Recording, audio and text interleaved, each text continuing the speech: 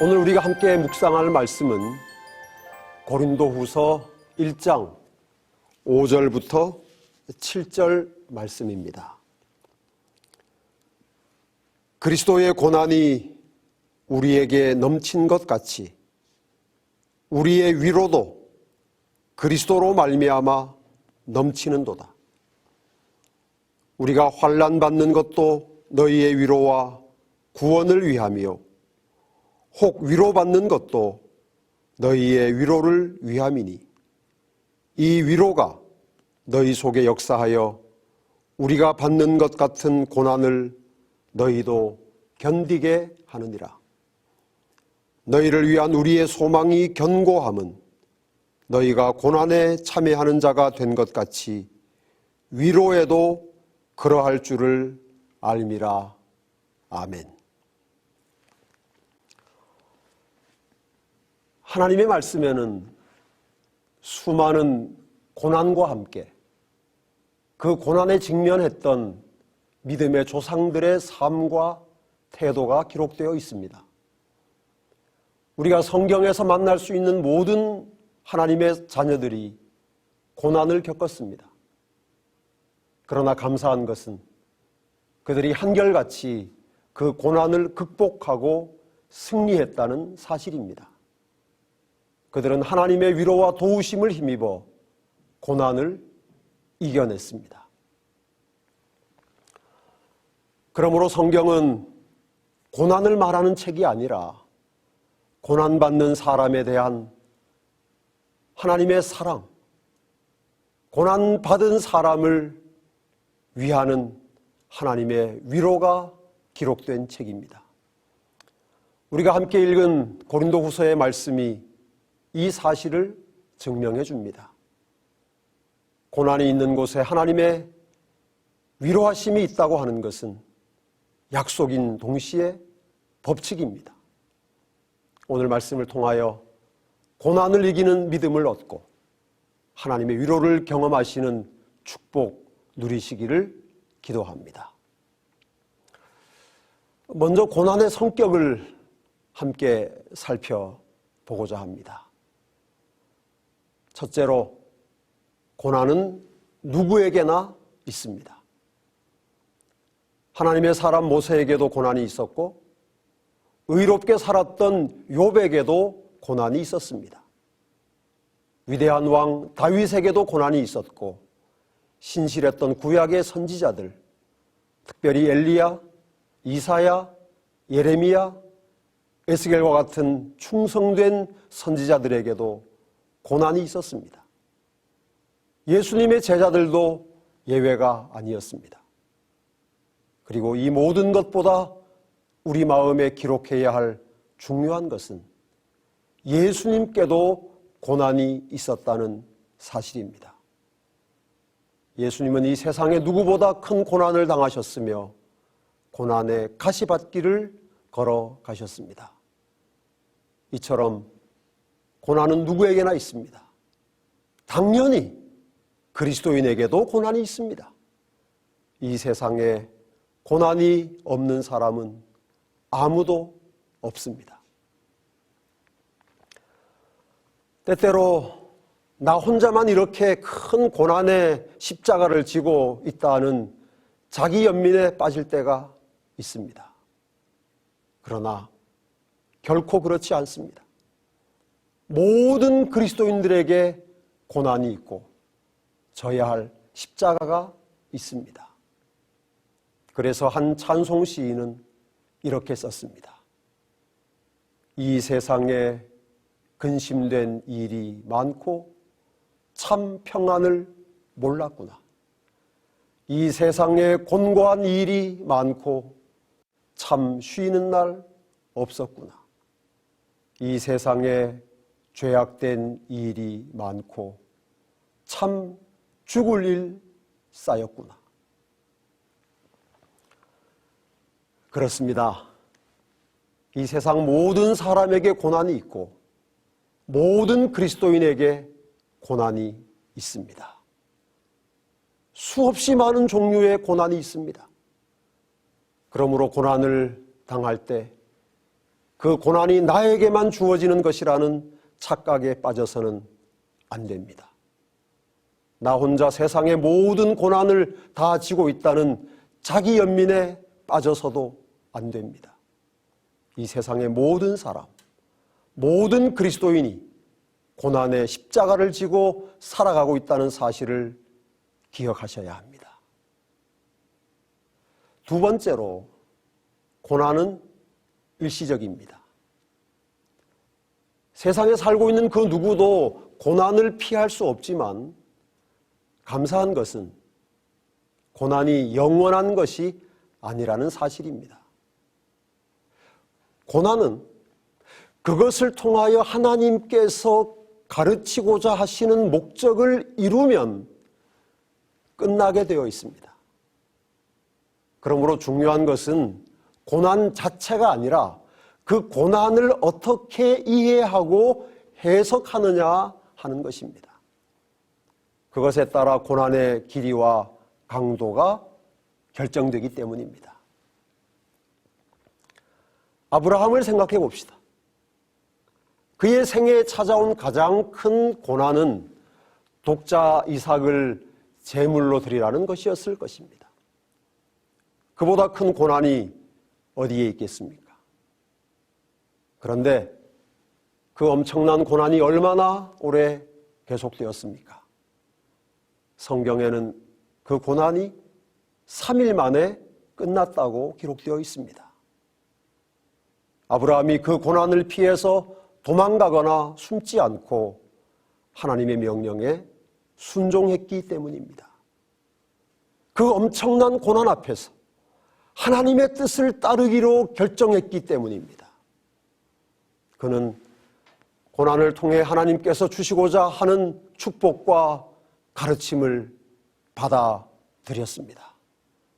그래서 그 전대미문의 고난은 매우 빨리 그리고 쉽게 끝났고 아브라함은 우리가 잘 아는 대로 믿음의 조상이 되었습니다.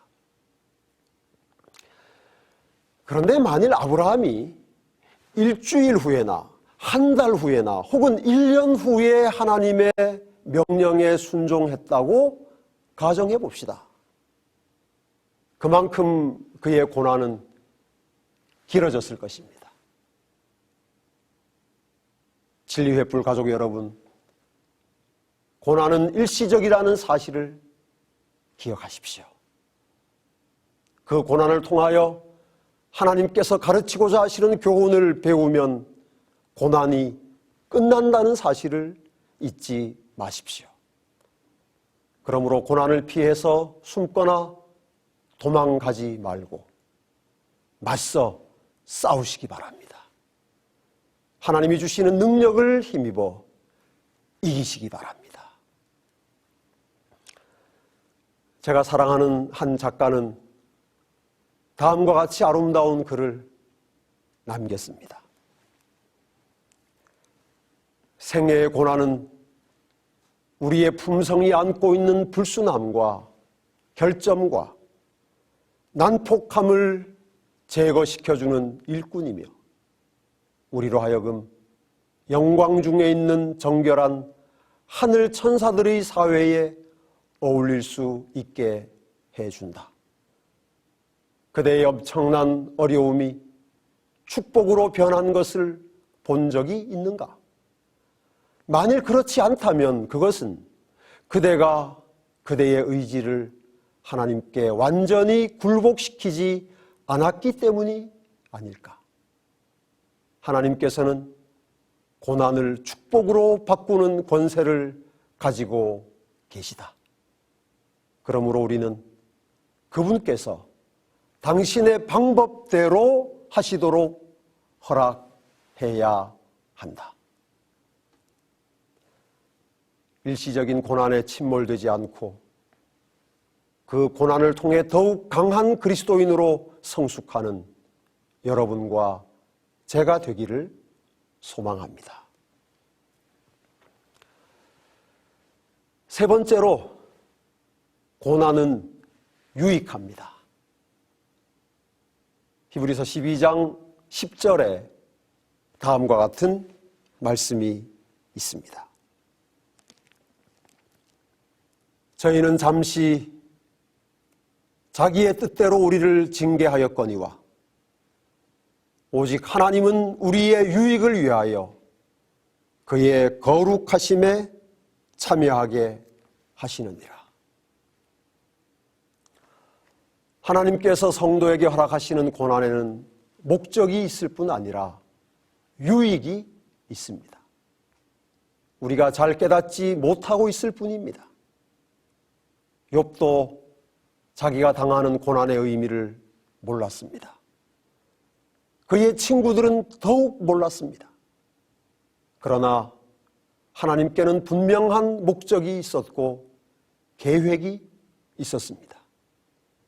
욥이 끝까지 고난에 굴복하지 않았을 때 하나님의 이름이 높임을 받았고 자신에게는 큰 축복이 되었습니다. 모든 고난에 목적이 있고 모든 성도의 고난이 유익하다는 하나님의 말씀을 기억하시기 바랍니다. 야복강 나루의 야곱을 생각해 보십시오. 그곳에서 그는 평생의 가장 진실한 회개를 하나님께 드렸고 목숨을 건 기도를 드렸습니다. 그리고 거기서 야곱은 새로운 사람으로 거듭났습니다. 하나님이 허락하신 고난이 있었기에 가능한 일이었습니다. 우리도 마찬가지입니다.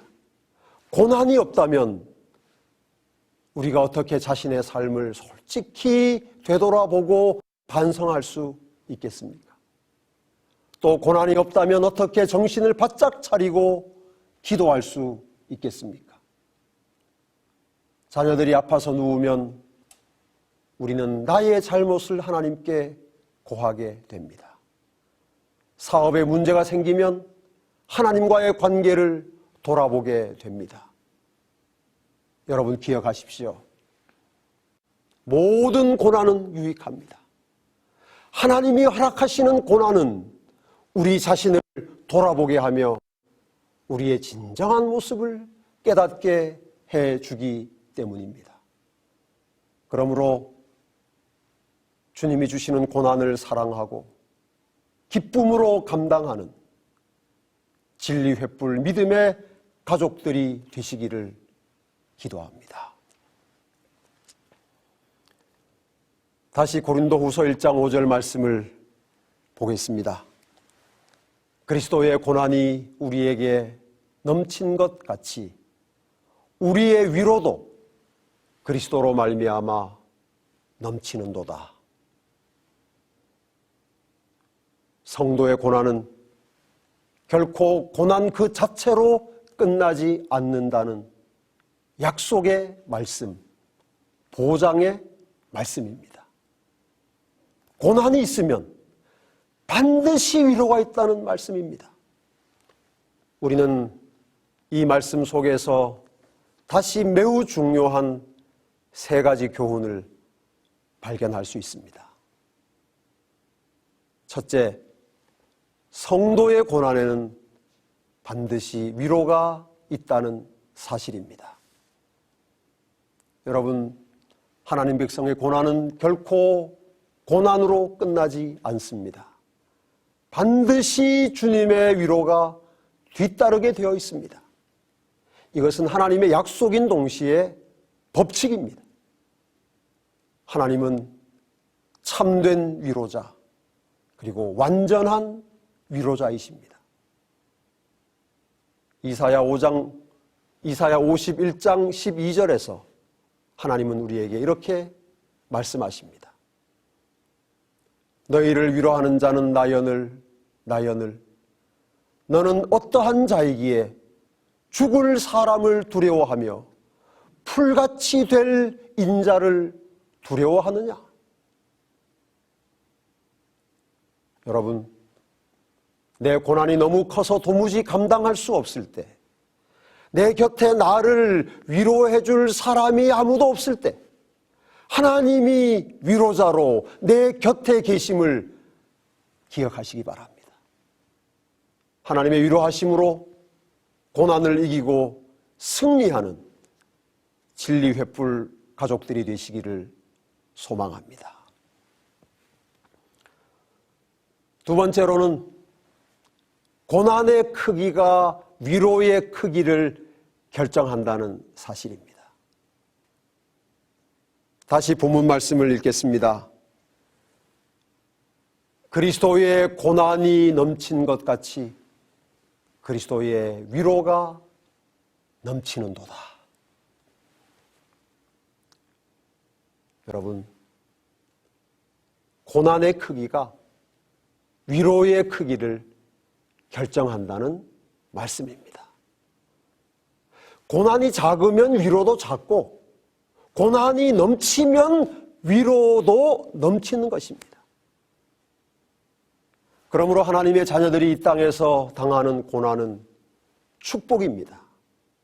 왜냐하면 하늘에서 넘치는 위로를 받게 될 것이기 때문입니다. 우리가 이러한 맥락에서 이해할 수 있는 말씀은 너무도 많습니다. 예수님은 건강한 자에게 의원이 쓸데없고 병든 자에게라야 쓸데있느니라고 말씀하셨습니다. 산상수훈에서 애통하는 자는 복이 있나니 저희가 위로를 받을 것이미요 라고 말씀하셨고, 다른 곳에는 지금 우는 자는 복이 있나니 저희가 웃을 것이미요 라고 기록되어 있습니다. 진리횃불 가족 여러분, 기억합시다. 우리 하나님은 위로하시는 하나님이십니다. 하나님은 위로를 좋아하시고 위로를 넘치게 하시는 우리의 아버지십니다. 우리가 믿음을 지키기 위하여, 진리를 수호하기 위하여 받는 모든 고난을 하나님께서 위로해 주실 것입니다. 그러므로 고난을 인하여 낙심하지 마십시오. 많은 고난을 인하여 절망하지 마십시오. 고난의 크기가 위로의 크기를 결정한다는 사실을 절대로 잊지 마십시오. 나이아가라 폭포에서 생산되는 전기의 양이 얼마나 많겠습니까? 고난이 넘치면 위로도 넘치는 것입니다. 혹시 지금 고난의 터널을 지나고 계십니까? 하나님의 위로를 바라보시기 바랍니다. 여러분의 삶에 믿음과 진리로 인한 고난이 넘침으로 또한 우리 주님의 위로 또한 넘치게 되기를 주님의 이름으로 축복합니다.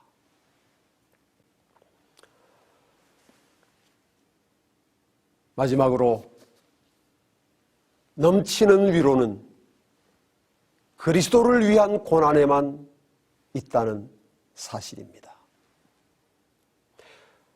자기 욕심으로 자초한 고난에는 그리스도의 위로가 없습니다. 오늘 말씀이 주시는 넘치는 위로의 약속은 그리스도를 위하여 고난을 받는 사람에게 주시는 선물입니다. 그런데 여기 해결해야 할 문제가 있습니다.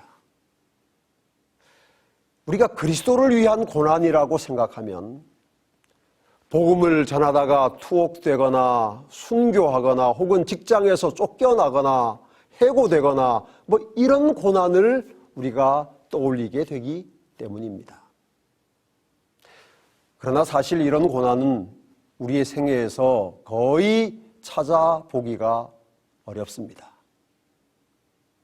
사실 우리가 만나는 대부분의 고난은 우리의 실수나 실족함으로 당하는 것입니다. 그러면 이러한 고난에는 위로가 없을까요? 우리의 질병이나 사업의 실패나 자녀들로 인한 고난에는 그리스도의 위로하심이 함께하지 않을까요? 우리가 그러한 고난을 통하여 예수님을 더욱 깊이 생각하게 되고 예수님께 더 가까이 나아가게 될 때 우리의 잘못이나 실수로 인하여 닥치는 고난도 그리스도를 위하여 받는 고난으로 승화된다는 사실을 저는 말씀드리고 싶습니다. 다시 말씀드리면 고난이 어떻게 그리고 왜 시작되었느냐 하는 것보다 그 고난을 대하는 우리의 자세와 태도가 더 중요하다는 사실입니다. 고난을 통하여 우리의 믿음이 자란다면 그 고난을 통하여 우리가 예수님께 더 가까이 나아간다면 진리를 깨닫게 된다면 그것이 무엇 때문에 시작되었든지 그 고난은 그리스도를 위한 고난이 될 수 있다고 확신합니다. 고난을 통하여 주님을 바라보는 우리의 눈이 더 밝고 분명해진다면 비록 인간의 실수와 죄로 인하여 자초한 고난이라 할지라도 그 고난은 그리스도를 위한 고난이 되는 것입니다. 그러므로 어떤 고난이라도 우리가 믿음으로 그것을 받아들이고 그 안에서 하나님의 뜻을 구한다면 주님께서 우리를 위로해 주실 것입니다. 진리횃불 가족 여러분, 여러분이 당하는 모든 고난을 그리스도를 위한 고난으로 바꾸십시오. 모든 고난을 통해 예수님을 바라보고 예수님께 나가고 예수님을 따라가십시오. 그러면 위로가 넘치게 될 것입니다. 고난보다 더 크게 넘치는 하나님의 위로를 반드시 경험하게 되실 것입니다. 이제 말씀을 마치면서 순교자 주기철 목사님을 잠시 생각해 보고자 합니다. 우리가 잘 아는 대로 그분은 하나님을 향한 사랑과 정절로 살다가 순교한 분입니다. 그의 생애에는 말할 수 없는 고난이 있었습니다. 그가 감옥에 있는 동안에 당한 고문과 핍박은 말로 글로 옮길 수 없을 만큼 심한 것이었습니다. 그러나 그분은 끝까지 주님을 향한 사랑을, 신앙을 버리지 않았습니다. 순교하기 얼마 전에 목사님은 이런 글을 적어서 하나님을 향한 자신의 변함없는 신앙을 표현했습니다.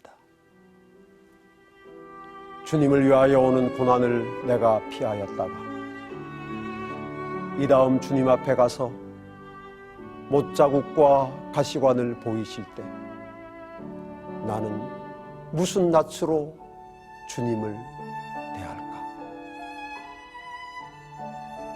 주님을 인하여 오는 곤욕을 내가 피하였다가 이 다음 주님이 너는 내가 내게 준 기쁨과 즐거움은 다 받아 누리고 고난의 자는 어찌하고 왔느냐 물으시면 나는 무엇이라 대답할까? 주님을 위하여 오는 십자가를 내가 피하였다가 이 다음 주님 앞에 섰을 때 너는 내가 내게 준 유일의 유산인 십자가를 어찌하고 왔느냐 물으시면 나는 무엇이라 대답할까?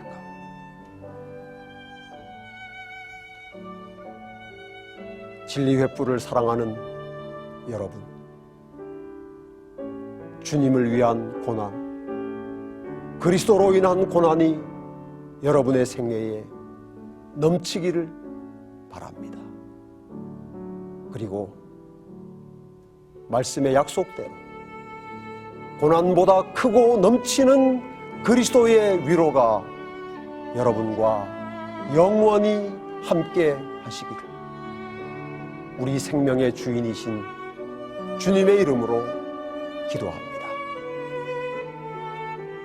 다음 시간에 뵙겠습니다. 진리횃불 웹사이트에는 이 시대를 위한 하나님의 말씀이 준비되어 있습니다. 다음과 같은 성경 연구 자료를 통해서 하나님을 더 깊이 만나게 되길 간절히 바랍니다.